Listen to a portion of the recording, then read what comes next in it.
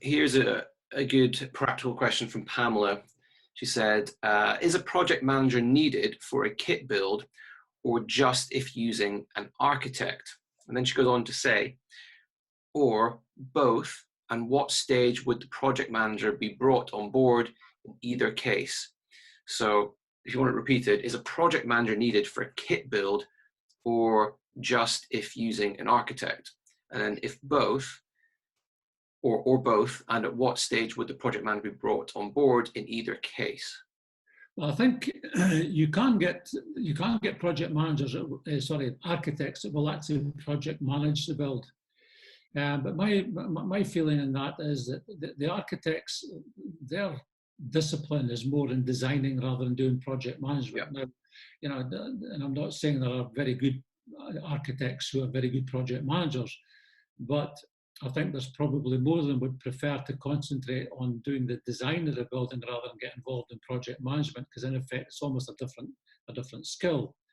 So I think it would very much depend on the individual as to how much they want the project manager to do. So, I mean, a lot of self-builders, for example, they will actually self-project manage. That's the most popular way of doing it.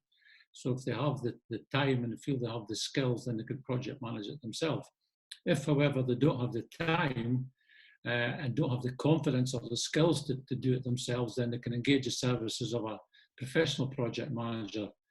Now, he should be really engaged as early as possible in the process, because then he can guide and help you with decisions that you will have to make on various elements, not least the actual construction method, perhaps, that you're going to use, in terms of specification, selecting windows and doors. So I think the earlier you get a professional project manager involved, if that's the route you want to go down, then the better, because he will quite often save his fee and giving you the advice, if he's an experienced project manager, giving you the benefit of his advice. Yeah, and probably save your sanity as well. Well, exactly. It takes a lot of the kind of pressure, the pressure off you. Absolutely. Yeah. So leading on from that, there was a question from John Willis who asked something similar. He was asking, should you employ an independent construction or site manager on your payroll, like a clerk of works? And he said, how would you pay that person? Would it be fee for time? Would it be percentage? In order to achieve a speedy completion by making sure no building corners are cut and to make sure that quality is preserved? I think I generally wouldn't be suggesting that you take someone on a payroll basis. I think it'd be better, just in terms of the previous question, really engaging the services of a project manager, and his fee would generally be based on a percentage of the construction costs. Now, there's different ways you can actually set that up, but you could say, right, based on a budget of X, your fee will be a percentage of X.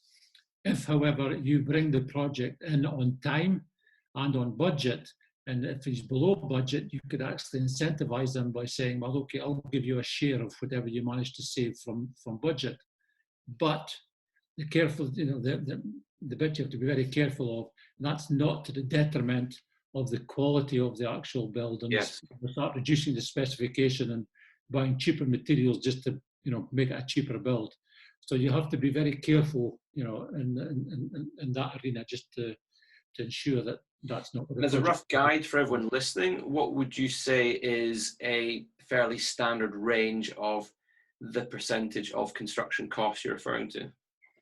Again, it would really depend on how complex the actual building is, because the more complex the building is, the more time is going to have to be spent in it. But as a very, very broad brush guide, 5 to 8% of the actual construction costs would be a rough, as I say, a broad brush. Can I? Okay. Really helpful. So the next one, I guess this is a bit more hypothetical, from Alfie. If Mike was to build a new house today, what would be your preferred construction method? And what would be his top tips? So quite open.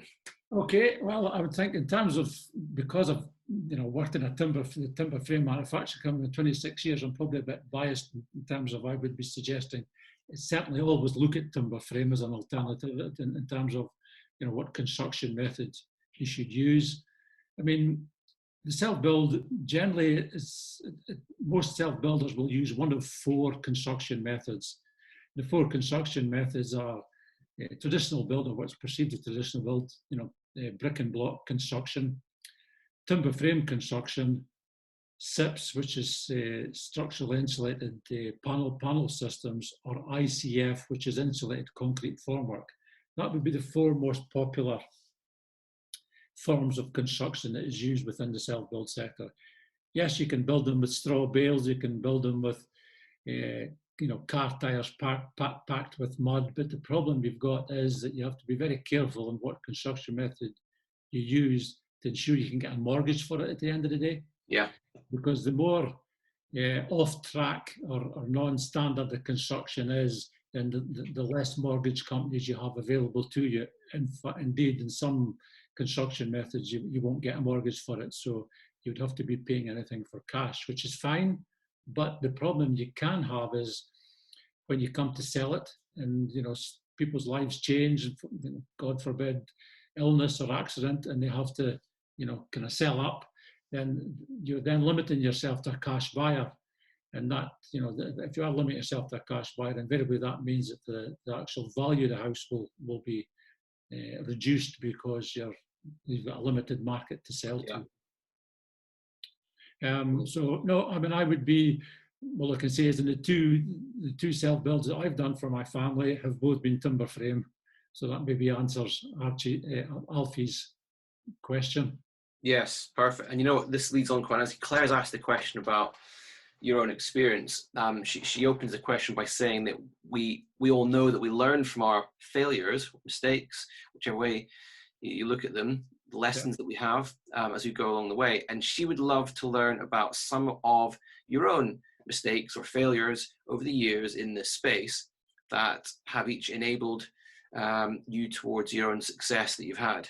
Yeah, I'd agree 100%. I mean, something I say often is every day is a school day. And you do learn from your failures. And as long as you do learn from your failures, then you come out a stronger person at the end of the day. I suppose, you know, relating it to self-build, because that's really, you know, what we're talking about today. I think when I did my first self-build, I ended up doing a lot of the work myself rather than actually employing individual trades. And the problem with that was it took me a lot longer and a lot more stressful doing that stuff myself, because, you know, I'm not a tradesman. And what I would have been far better doing is actually working more hours, because an architectural practice at the time had been far better sitting at the drawing board, churning out more drawings, taking the money, the increased fees I was getting in one hand and giving it to the tradesman in the other hand. I'd have probably built the house a bit quicker, and certainly with a lot less stress, than I did, because I put myself under a fair bit of pressure. So that was one learning I had from the first one. So when it came to doing the second family home, I didn't do that. I just got individual trades. I project managed it, but I didn't do any work myself. I didn't do anything at all. So that was a big learning. I think the other thing I did learn was on the first one, the piece of ground I had identified was suitable for 4 houses. At the time, I wasn't into property investment, and I wasn't really aware of what the possibilities were. And rather than buy the whole site, which I should have done in retrospect, and we're all wise in retrospect, I should have bought at least a couple of sites, built a house, and then I could have built the other house and sold it on, and probably been sitting with, if not mortgage-free, pretty close to mortgage-free, being mortgage-free. So again, that was another lesson. If I had the opportunity again, then I would find the finance for the other sites and retain them and build on them. That's probably music to some people's ears. Some people are probably thinking, yeah, I like the sound of that's what I want to do, is develop a small site of 3-4 houses, have one for myself, and sell the others and make a handsome profit and have a and then end up in a situation where you're mortgage free, which is ideal, because then again, looking from a property investment point of view, you've got an unencumbered property, you can borrow against it if you're wanting to do anything. So, Yeah, there's a lot of advantages. there really are. And I'm sure we'll only be able to scratch the surface on all the advantages out there today, but we'll keep diving into the question and see what else comes up. Yeah. So one from what looks like a company called Zeta Property asks, would the carbon-free passive house make more profit in the future? Who can predict the future? I think is what a quick answer to that. But no, the reality is that at the moment, RICS, Royal Institute of Chartered Surveyors, give a little bit of consideration to houses that are cheap to run in terms of, very thermally efficient, so that their energy bills are a lot less than what they would be in a house that hasn't been built to good thermal standards or air tightness levels. But however, that doesn't reflect too much in terms of the actual valuation of the property at the end of the day. But I think what we will undoubtedly see as the years go by, that houses that are thermally efficient and airtight and have low running costs will attract a premium in terms of what their value actually is. Yeah. So you can imagine if you had two houses exactly the same floor area in the street, one has been built very thermally efficient and can be built to passive house standards, which is a kind of German institute and standards, then the running costs for that can be absolutely minimal. In fact, it's perfectly possible to build houses that don't require a central heating system. Now, people kind of raise their eyebrows when I say that, but we've actually done it and can proved it can happen. And that was in the borders of Scotland. That wasn't in the kind of southeast of England. So perfectly possible to do that. But back to the two comparisons, if we have one passive house in a street, another one's exactly the same size house, it's not built to passive house standards, then their energy bills could be 5, 10, 20 times more expensive. So they're going to be spending a lot more on energy bills, and energy bills generally almost double every 10 years. So certainly, reduction in energy consumption is a huge thing if we want for our children and our children's children. We need to be protecting this planet. Makes a lot of sense. Yeah, I think good answer. Jackie has asked, what are Mike's sources of inspiration?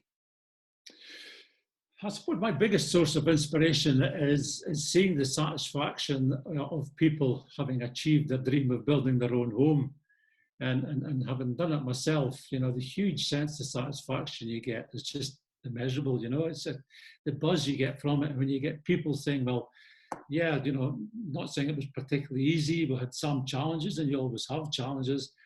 The challenges are very quickly forgotten once you're into this house that you've had designed for you.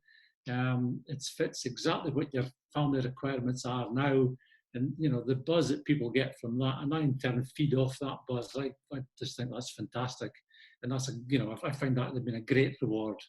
You can tell, because this is when you come alive talking about this stuff. You're more animated than ever when you're on this subject that you love. And when there was a question before asking about what you might build now or something along those lines, and linking in this inspiration now, if you were to be self-building right now, what inspiration perhaps of other buildings, of other construction types and styles would you use to design your ultimate self-built property? I think what I would be building now is probably building something that's got a modern look about it, because I think these days it's we all got everybody's the most up-to-date iPhone and all the rest of it. So that's where we're kind of going. So I think I'd be looking at building a kind of modern style house. So certainly be building it as thermally efficient and as airtight as I possibly could for the reasons we've already discussed. And really it being a kind of fairly minimalistic house, but it's very much down to personal choice. It is, isn't it? It's very personal. And the other thing that does impact on that is that whilst you might want to build that house, would you get planning consent for that house on your site? Because sometimes, depending on what the surrounding architecture is, you might not be permitted to build, the kind of futuristic type house, if you like. If all the houses round about it are Georgian Victorian houses, then you might be tied to having to match in with the local architecture. So that's always something you have to consider.